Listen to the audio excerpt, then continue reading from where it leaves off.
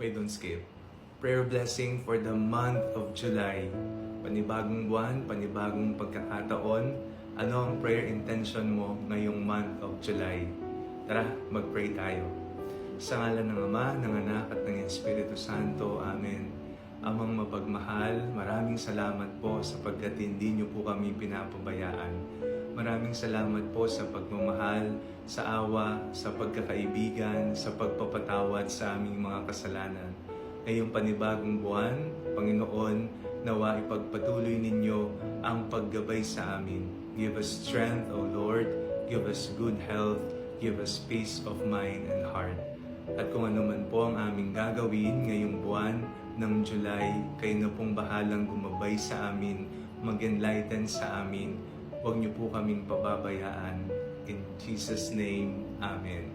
Sa ngalan ng Ama, ng Anak at ng Espiritu Santo, Amen. God bless you po.